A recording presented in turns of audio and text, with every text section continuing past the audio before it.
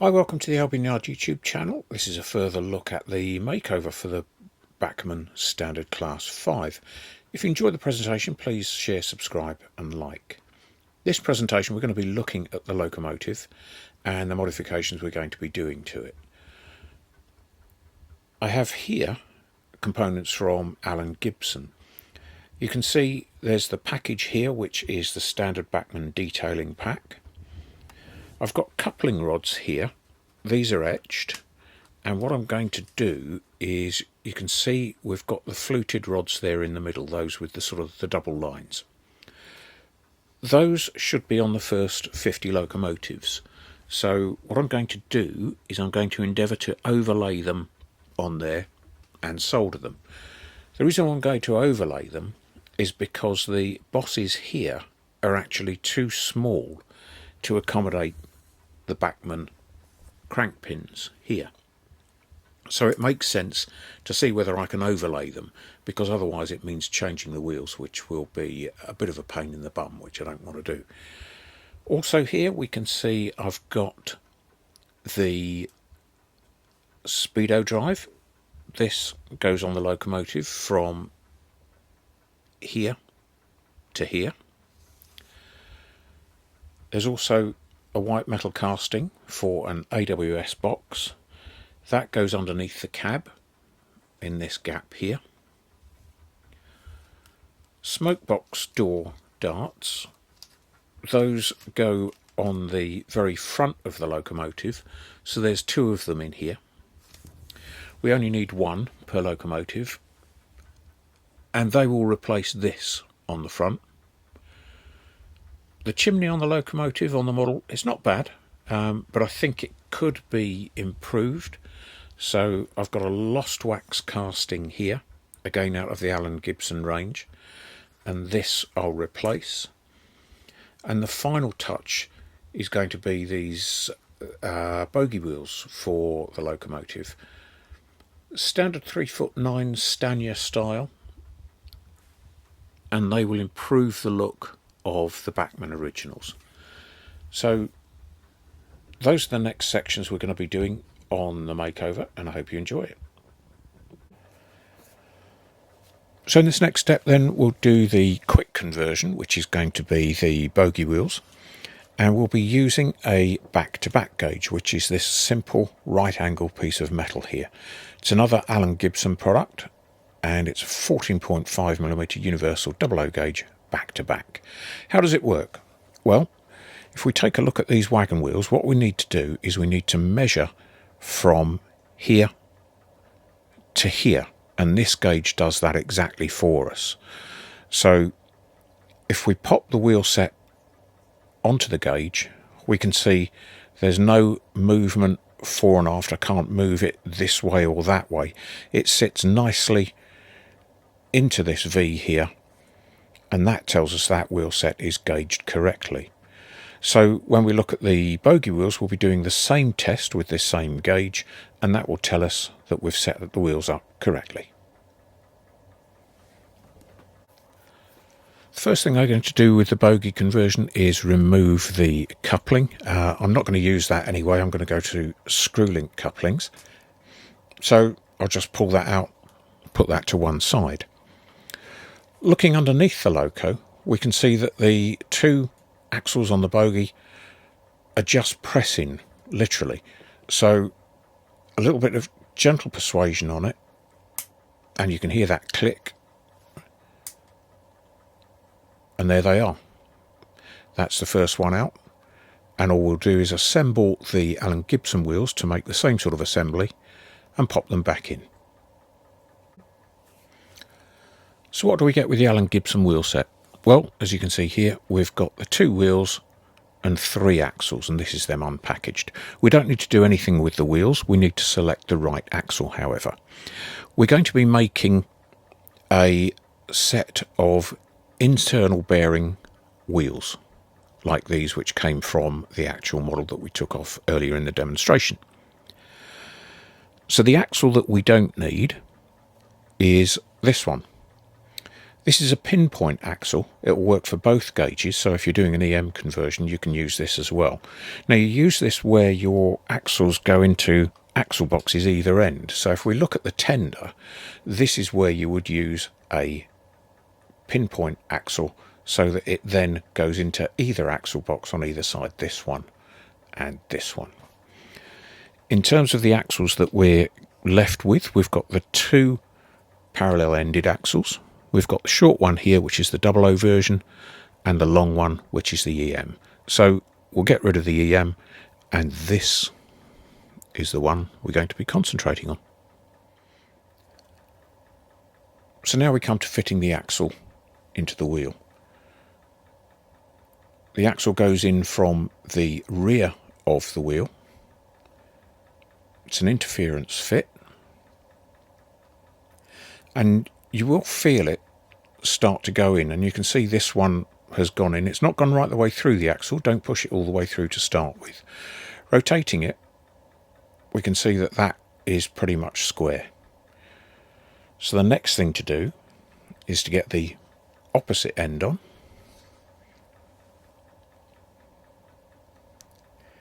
And again, the same thing, goes in parallel, and just gently twist it with some pressure onto the end of the axle. And again, you can see that's not gone right the way through.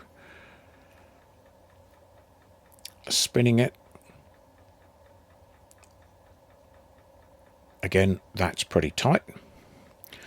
And then our back-to-back gauge, and I put the pressure onto the wheel. Now this is actually pushed right the way through here. That's not too much of a problem. What I'll do is I'll take a good bearing surface, press down on the other wheel, and I can just feel it move through now. So that wheel set is now assembled. It sits nicely in the back-to-back gauge. If I look at the ends of the axles, I've got this one just slightly proud here, and again the same here. So I can either leave that, but what I think I'll do is I'll probably just give those a quick dressing with a file to take the end off them. What do they look like compared with the originals? We can see you've already got a much finer looking wheel. So that's a huge improvement and well worth doing if you've got these locomotives or any similar ones. What do I mean by dressing the ends of the axles? Well, you can see here the axles on the bogie wheels are flush with the boss of the wheel. So that's what we need to do with our axle. I've got a good quality file, and all I'm going to do is literally just file the end of the axle off, and I'll work on this until it's nice and flush with the boss of the wheel, and that will be the wheel set complete. So we'll come back and look at that once I've done that. Here then we can see the completed wheel set. The ends of the axles have been dressed. A nice touch is to align them along the axis of the axle so that the wheel spokes align, and that looks really cool when you've got it all set up, particularly if you're viewing the model at eye level. Another thing that I do is to use a marker pen, and what I'm going to do is just colour the outside of the wheel. Don't get this onto the tread if you can help it, and that will give us a pretty good idea of what this wheel is going to look like once it's on the model, painted and completed. So if we're popping these back in, again, very simple press fit, and you'll hear them click into place.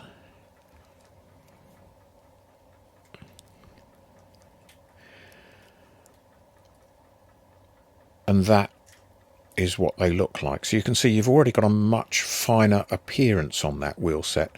Once they're painted in properly, it really will pop, but already it's a significant improvement on the overall appearance for those bogie wheels. My next step is going to be to replace the chimney. I'm using an Alan Gibson lost wax cast chimney, 4M812. That's the correct chimney for this type of locomotive. We've also got a slight problem in removing the chimney, in that you can see just behind it here we have the whistle. That I anticipate will just pull out with a pair of pliers. Now I'm going to take the body off to get to that, so if we take a look underneath the body, what are we going to have to do? There's one screw here, and at the back of the locomotive, behind this brake cylinder assembly, that's the best way I can describe it, is the brake actuator. You can just see there's a crosshead screw. So the brake pull rods here will come off, this actuator will pop out, and then we can access the screw to take the body off. Okay, I've undone the chassis screws, so let's take a look at how easy it is to get out. Surprisingly easy. This is a very simple early chassis design, as you can see. It has got the original 8-pin DCC chip in there, so I might pop a chip in and see if this works on a friend's layout. So that's the chassis, very simple. If you want to put sound in this, it looks like that's relatively easy with that slot there as well. So the body then, we can see there's a glue witness mark just in the top of the boiler there where the whistle is, and no hole right the way through for the chimney. So not anticipating a problem there. Next thing is to cut the chimney off. Before we get to the chimney, I want to remove this whistle, so I'm going to use these pliers, again good quality pliers. Hopefully this won't need too much force on it. There you go. So put that to one side safely, we're ready to cut the chimney. So this is the chimney then. You can see there's a very faint mould line on it there, that straight line across it. And the same on the other side. That will just need a little bit of burnishing with some wet and dry paper, and that will clean off. So I'll do that before we then go on to the body. I've now completed the cleaning up of the chimney, the lost wax casting, and this will go to replace the one on the body. The reason I'm replacing the one on the body is if I turn it, you can see there's a flat spot on the lip of the chimney there at the top as we look at it. So to remove the chimney, I'm going to be a bit brutal, and I'm going to use these good quality side cutters. This is a one-off, so if it goes wrong, it goes wrong. And I'm trying to get this nice in shot and just gently cut through. And there we have it. I've now gone that point of no return. You can see in here I've marked the centre of the chimney with pencil there. I'll drill a pilot hole in that, and that will give me the centre of the chimney for the casting. And what I'll do is, the chimney has a pin on it, as we can see here. I'll drill the hole slightly larger diameter than that pin, because that will then give me the opportunity to move the chimney just slightly to allow it to sit better and to make sure I get it central and vertical. Okay, so I'm now going to drill out the chimney fixing, and as you can see I'm using a household drill here. It's a bit agricultural, but it works. So align with my drill point with the drill marking, and just gently drill through the body.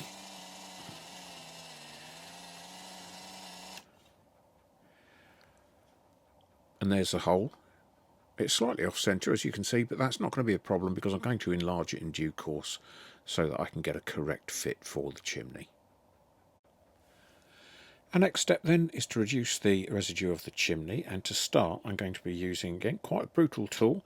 It's a traditional Stanley knife with a heavy duty blade on it. Now you should always cut away from you. I'm very conscious of this. I live 15 miles from the nearest hospital, so I'm not going to do anything daft here. As it's a heavy duty blade, it will take off quite a lot of plastic in each bite. And again, just use gentle pressure and we can see quite large sections of this plastic moulding are coming off without a problem. Rotate the body slightly as required.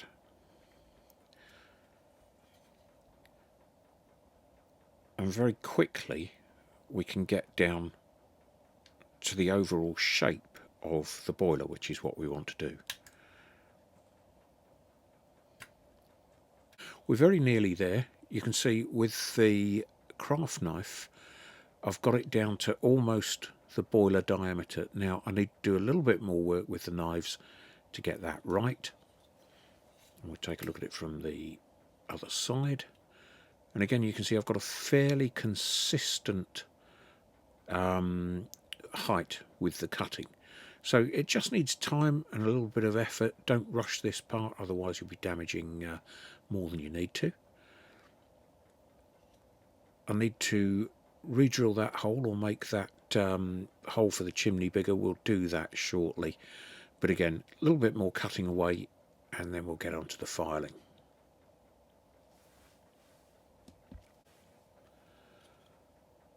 So the dressing that I've done with the knife is pretty much complete now. You can still see there's some scraps of plastic there. Looking at the knife, this has all been done with a Stanley knife, so it seems like quite a large tool, but the blade is very sharp and I've been very careful with it. So if we take a look now at that top of the boiler, you can see that we've got a very, very flat surface that we can now start working on with files or wet and dry paper to put the chimney on and get it nice and flush. So to continue the dressing of the chimney mounting, I'm using these sanding sticks, and all I need to do is just put a bit of moisture onto that area there and literally just start working it. So again, I'm not going to bore you doing this for quite a while on the video, but what I'll do is I'll clean as much as I can and then we'll take a look at the final fit of the chimney with drilling out that hole and getting the chimney sitting on there perfectly.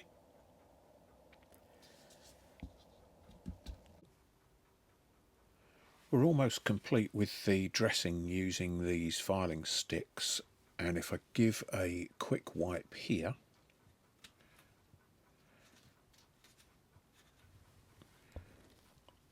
you can see there's almost no witness mark where the chimney was. So some more work on that just to finish that off and to make that top completely smooth, and we'll be ready to fit the chimney. I'm happy with the work I've done around the chimney now. That's nice and smooth. I've got a pin chuck here, and I'm just going to very simply drill through the hole. I'm just leaning it across towards the camera because I know I need a little bit more on this side of the hole. So there we go, that should be sufficient for the chimney. And yet that pops in there nicely. And just moving it around, I can see already that's a pretty good fit in terms of being able to sit flush on the boiler. Needs a little bit more work, obviously. I've still got some cleaning up to do, but that's looking very promising for the actual fit of the chimney on the boiler. So I've done a tiny little bit more work on it, and if I just put my finger on the top of the chimney now, you can see just how tightly that fits down against the top of the boiler. So I'm pleased with that, and that part of the job is complete.